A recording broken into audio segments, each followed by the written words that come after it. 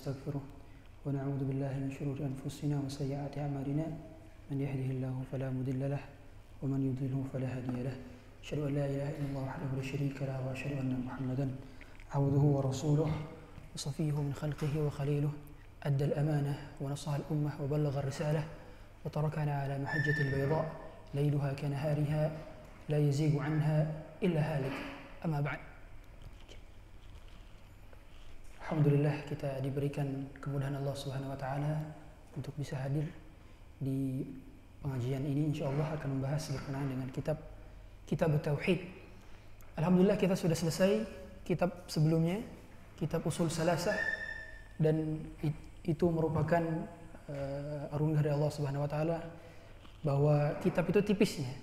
Itu panjang karena banyak syarahnya aja, banyak penjelasannya. Nah, kalau kitab yang kita pegang ini semua nggak ada syarahnya, semua terjemahan aja, ya. Jadi aslinya memang tebal, ya, kitab ini.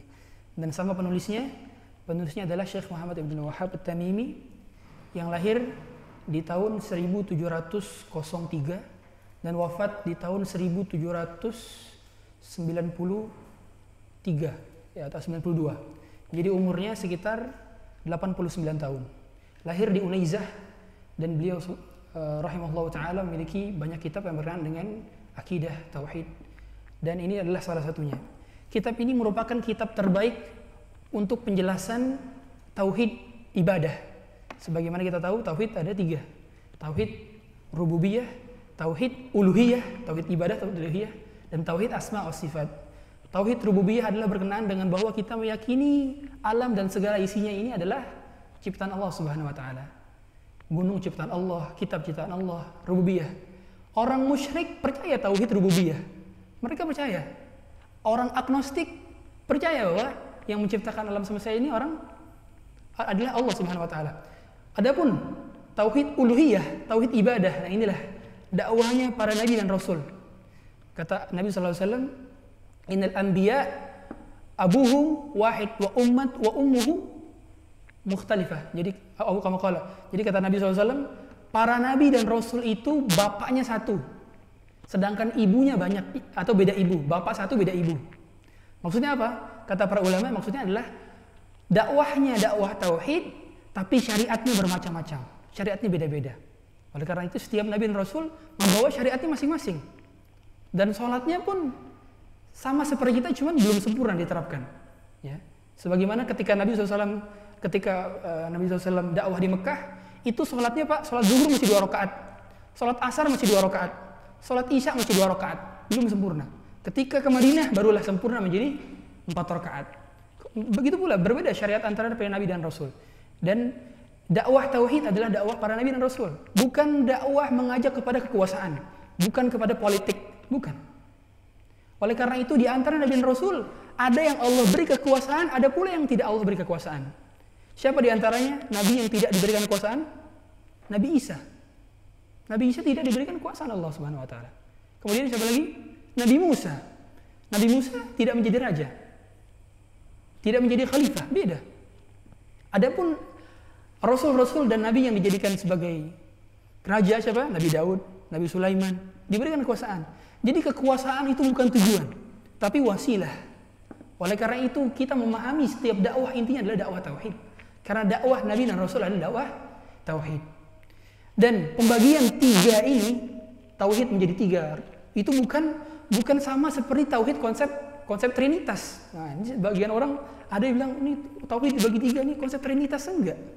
Itu adalah sebagai wasilah, sebagai sarana saja. Karena kalau kita lihat lagi, para sahabat enggak secara eksplisit menyebutkan bahwa tauhid ada 3. Enggak. Mereka istiqra. Apa itu istiqra? Meneliti. Ternyata pembagian ini untuk memudahkan. Tujuannya adalah untuk menyatukan lagi supaya pemahamannya benar. Sama seperti hukum itu ada 5. Halal, wajib, sunnah, mubah, makruh, haram. Ada 5. Al-ahkam at-taklifiyah. Tapi dalil yang menyatakan hukum ada 5 enggak ada. Dari mana dapat ini? Dari istiqra, hasil penelitian para ulama. Begitu pula pembagian 3 ini, gitu ya. Dan ini merupakan, tadi kami bilang, adalah kitab yang paling lengkap bab paling rinci yang berkenaan dengan tauhid. Oleh karena itu, kita tidak cukup mengetahui tentang tauhid seperti apa, nggak cukup, tapi harus tahu detail.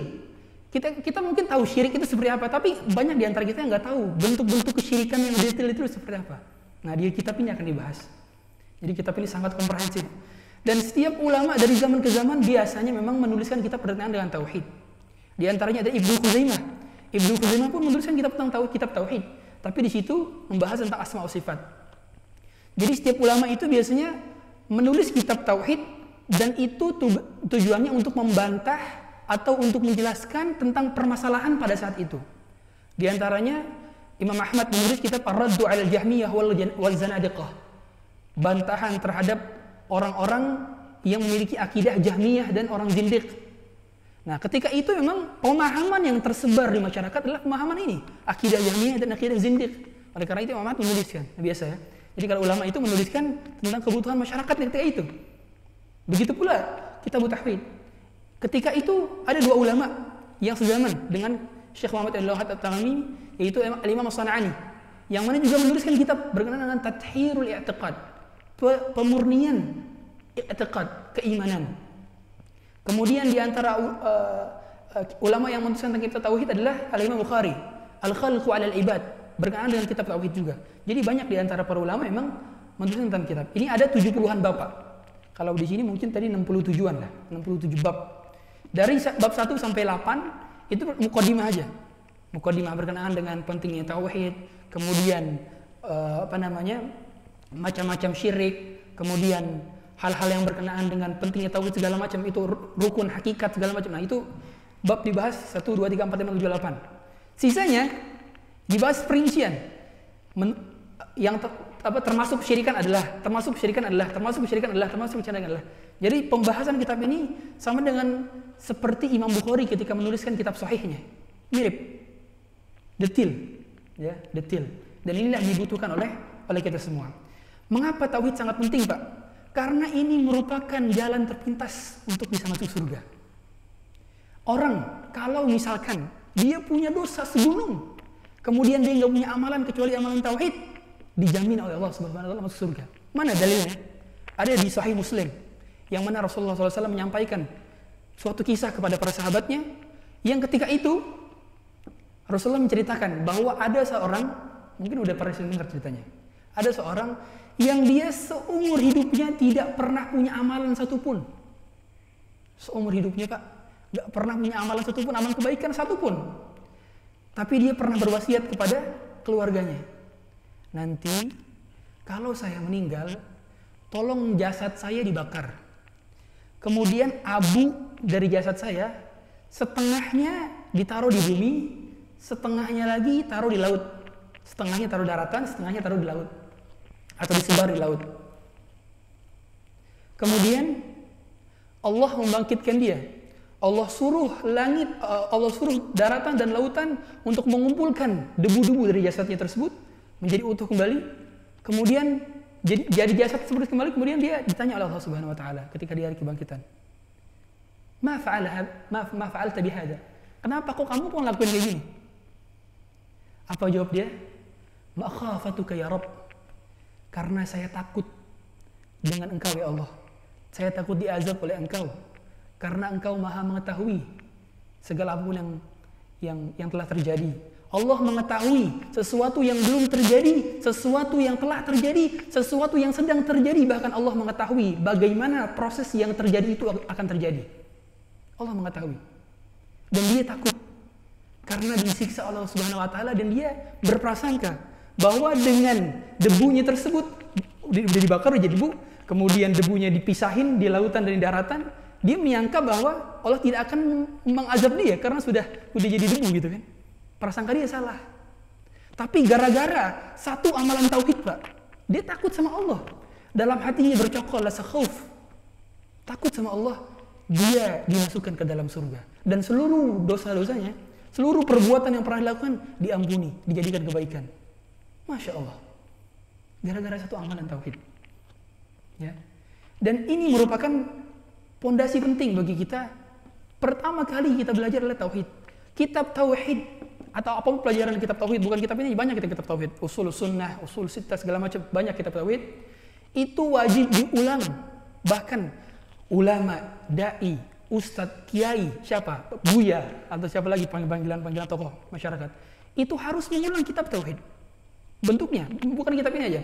Karena pembahasan berkenaan tauhid itu sangat dibutuhkan oleh siapapun, apalagi kita sebagai orang awam. Lebih-lebih lagi harus mengetahui entah hakikat daripada tauhid. Karena kita kadang-kali bisa saja terjerumus ke dalam kesyirikan. Oleh karena itu di antara doa Nabi sallallahu alaihi wasallam adalah Allahumma inni a'udzubika min an usyrika bika syai'an wa ana a'lam wa a'udzubika min wa astaghfiruka lima la a'lam. Ya Allah, jauhilah aku dari kesyirikan yang pernah aku ketahui, dan aku memohon ampunan dari Engkau terhadap kesyirikan yang aku pernah terjerumus ke dalamnya sedangkan aku tidak mengetahui. Kita nggak mungkin bisa tidak terjerumus ke dalam kesyirikan kalau kita tidak tahu tentang hakikat kesyirikan. Nggak mungkin. Oleh karena itu Hudzaifah bin Yaman bilang, aku bertanya kepada Nabi, orang-orang bertanya kepada Nabi SAW tentang kebaikan, sedangkan aku bertanya kepada Nabi SAW tentang keburukan-keburukan. Sa'altu Nabi SAW anis syarr, la lis syarr. Tujuannya bukan aku melakukan keburukan itu, bukan. Makhafatan an yudrikani, supaya keburukan itu tidak menimpaku. Jadi ada sahabat nanya ke Rasulullah SAW itu bukan tentang ini, Pak, bukan tentang ya Rasulullah bagaimana balasan sholat ini, bagaimana keutamaan ini, enggak. Tapi nanyanya gimana? Ya Rasulullah, kalau saya riba kayak gimana? Ya Rasulullah, kalau saya berzina gimana? Jadi yang ditanya itu keburukan. Apa dampak kalau saya lakukan ini? Ini tanya keburukan, Pak. Supaya apa? Makhafatan an yudrikani, supaya saya tidak terjerumus ke dalam hal tersebut. Begitu pula kita. Kita mengetahui bentuk-bentuk kesyirikan tujuannya bukan untuk diamalkan, tapi agar kita menghindar dari perbuatan tersebut. Nah, di karangan orang liberal ini membuat perancuan, membuat suatu kerancuan. Mereka mengatakan bahwa orang atau semua agama tujuannya itu adalah membentuk karakter manusia menjadi lebih baik atau membuat akhlak manusia lebih baik. Ini salah karakter ini, ya, pemahaman seperti ini. Karena Allah Subhanahu wa taala saja mengkafirkan orang Nasrani bukan karena akhlak mereka yang buruk, bukan. Tapi karena mereka salah berkeyakinan tentang Allah. Oleh karena itu, Pak, kalau kita biasanya dapati saudara kita orang Nasrani, biasanya itu mereka senang nolong, murah senyum. Kemudian kadang-kadang kalau kita lagi hari raya ngucapin WA, selamat hari raya Idul Fitri gitu. Pasti gitu, rata-rata. Kami juga punya banyak teman-teman Nasrani. Dan rata-rata begitu. Akhlaknya bagus memang. Tapi Allah bilang mereka kafir. Dari mana Allah bilang kafir? Dari 3 ayat. Laqad kafara alladziina qalu innallaha tsalitsu tsalatsah. Telah kafir orang yang berkata bahwa Allah itu adalah satu daripada 3 trinitas. Mereka orang Nasrani. Laqad kafara alladziina qalu innallaha huwal masih ibnu Maryam. Telah kafirlah orang yang berkata bahwa Allah itu Isa bin Maryam. Mereka dikafirkan karena ayat kedua ini. Kemudian berkata lagi Allah Subhanahu wa taala dalam surat Maryam, wa qalu ittakhadar rahman walada, dan mereka berkata bahwa Allah itu memiliki anak. Laqad ji'tum syai'an idda, dan sesungguhnya mereka telah datang dengan kemungkaran. Takadus samawati yatafattarna minhu, hampir-hampir saja langit terbelah, hampir-hampir saja langit pecah. Wa tanshaqqul ardu, bumi terbelah. Wa takhirrul jibalu hadda, sampai-sampai gunung itu hampir bergejolak gara-gara perkataan Allah punya anak. Anda'u lirrahmani walada, karena mereka berkata bahwa Allah punya anak. Wa ma yanbaghi lirrahmani an yattakhidha walada, enggak mungkin Allah punya anak. In kullu man fis samawati wal ardi illa atir rahmani 'abda, kecuali seluruh apa yang di langit dan apa yang di bumi datang kepada Allah sebagai seorang hamba. Tidak ada satupun di langit dan di bumi kecuali itu datang kepada Allah sebagai seorang hamba. Mustahil Allah punya anak. Dan mereka dikafirkan karena mereka berkata ini, Allah salah satu dari yang 3, Allah punya anak dan Allah itu Isa bin Maryam.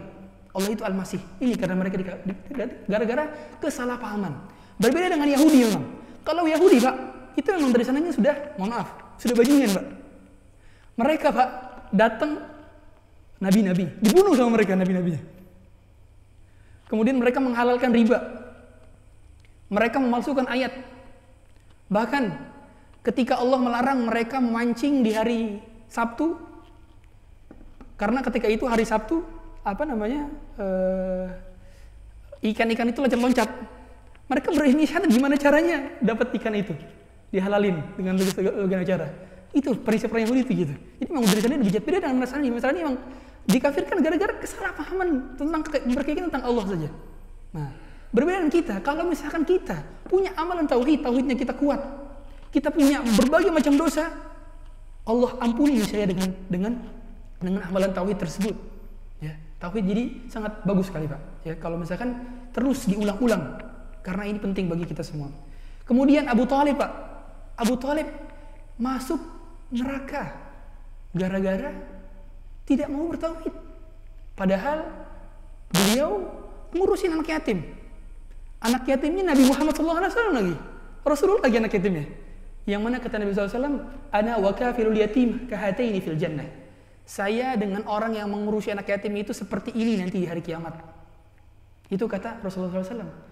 Abu Thalib ngurusin anak yatim. Anak yatimnya Nabi lagi. Kurang mulia apa kan? Tapi ternyata tidak dapat menolong Abu Thalib untuk bisa masuk ke dalam surga. Malah justru masuk ke dalam neraka. Yang mana di akhir hayatnya nggak mau mengucapkan La ilaha illallah Muhammadur Rasulullah. Padahal Abu Thalib, Pak, selalu menjadi benteng Nabi SAW. Benteng Nabi. Nabi SAW mau disiksa, mau dicaci, dihalangi oleh Abu Thalib. Abu Thalib yang melindunginya. Tapi gara-gara nggak mau mengucap itu, makanya ketika beliau meninggal, kemudian Nabi SAW bilang, la astaghfiranna laka ma lam yunha anha. Aku akan meminta ampunan kepada Allah Subhanahu wa taala selama Allah Subhanahu wa taala belum melarangnya. Kemudian datang ayat, innaka tahdi man ahbabta walakin Allah yahdi man yasha. Innaka la tahdi man ahbabta walakin Allah yahdi man yasha. Sesungguhnya kamu tidak dapat memberikan hidayah orang yang engkau cintai, wahai Muhammad, kata Allah. Tapi Allah lah yang memberikan hidayah kepada siapa saja yang Allah kehendaki. Dari situlah baru Nabi Muhammad sadar bahwa ini nggak bisa. Ya, tauhid menjadi pembeda kita dengan keyakinan yang batil. Sampai-sampai karena hal tersebut Abu Thalib masuk neraka kan, tapi nerakanya nggak paling dalam, Mbak. Nerakanya di ujung doang. Kata Nabi SAW, laula ana lakana fi dzarkil asfali minan nar. Kalau bukan karena saya, kata Nabi SAW, pasti Abu Thalib itu berada di kerak neraka. Tapi gara-gara dulu beliau pernah banyak menolong saya katanya. Kemudian Rasulullah jadinya meminta kepada Allah Subhanahu wa taala supaya enggak ditaruh di dalam neraka banget, di ujung-ujung neraka saja. Itu gara-gara keutamaan tauhid, Pak. Perbedaannya dengan kita. Kemudian ada lagi ada dulu orang soleh, Pak, bernama Amr. Beliau sebelum di zaman Nabi SAW itu sedekah, kuat banget sedekahnya. Sampai-sampai setiap tahun itu, Pak, menyembelih ratusan ekor unta. Tapi Nabi SAW melihat dia, si Amr ini, di neraka menyeret ususnya. Karena karena dulu dia membawa kesyirikan ke Mekah. Jadi dulu dia membawa kesyirikan ke Mekah, mengkeramatkan hewan-hewan, mengkeramatkan kambing-kambing dijadikan sesembahan. Masuk neraka. Padahal orang baik. Jadi nggak cukup. Jadi akhlak itu penting memang. Tapi tauhid itu inti. Akhlak penting, tapi tauhid inti. Jadi kalau misalkan akhlak itu menjadi pemberat timbangan. Jadi Pak, kita kalau misalkan timbangan yang di yaumul mizan mau bikin beratlah dengan cara akhlak yang baik. Karena kata Nabi SAW, ma min syai'in athqalu fi mizanil mu'mini min khuluqin hasan. Tidaklah ada sesuatu yang paling melebihi timbangan beratnya seorang mukmin kecuali daripada akhlak yang baik. Akhlak yang baik itu gimana contohnya? Kata Hasan al-Basri adalah dengan talaqatul wajhi. Badlun nada, talaqatul wajhi, wa kaful adha. Kalau misalkan dia, yang pertama, dia tidak mengganggu orang lain. Ini akhlak yang baik. Kemudian badlun nada, senang membantu tanpa diminta bantuan.